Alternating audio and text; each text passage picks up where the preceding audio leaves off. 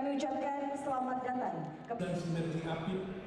Badan Pengawasan Keuangan dan Pembangunan menggelar rapat koordinasi pengawasan intern Daerah Keuangan dan Pembangunan Provinsi Sumatera Selatan tahun 2023. Perwakilan BPKP, Gubernur Sumatera Selatan, Forkopimda, serta kepala daerah dari kabupaten dan kota se-Sumatera Selatan hadir dalam kegiatan tersebut. Salah satu agenda prioritas pengawasan BPKP tahun 2023 pada sektor ketahanan pangan adalah keterjangkauan dan ketersediaan pangan.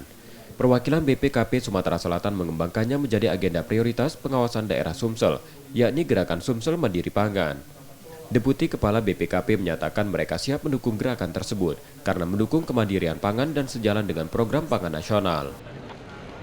Kami melihat secara khusus di Sumatera Selatan ini ada program Pak Gubernur Gerakan Sumsel Mandiri Pangan. Ini adalah satu bagian program pemerintah daerah yang sangat mendukung keberhasilan program pangan nasional. Jadi itulah kira-kira latar belakang kenapa kami dari BPKP yang ada di Sumatera Selatan melihat ini kesempatan untuk bagaimana supaya program-program yang ada di daerah ini mendukung program nasional kita.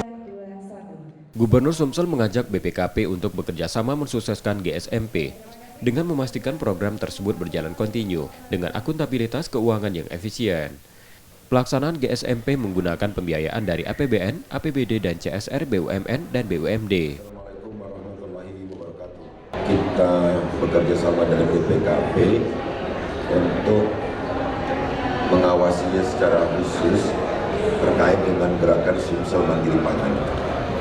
Yang dimana program yang begitu sukses ini harus terjaga kontinuitas semangat di lapangannya, tapi tentu dengan akuntabilitas keuangan yang efisien dan efektif.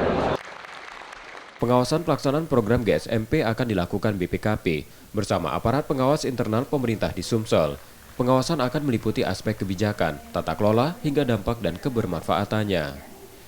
M. Rizky Nurmizan, Kompas TV, Palembang, Sumatera Selatan.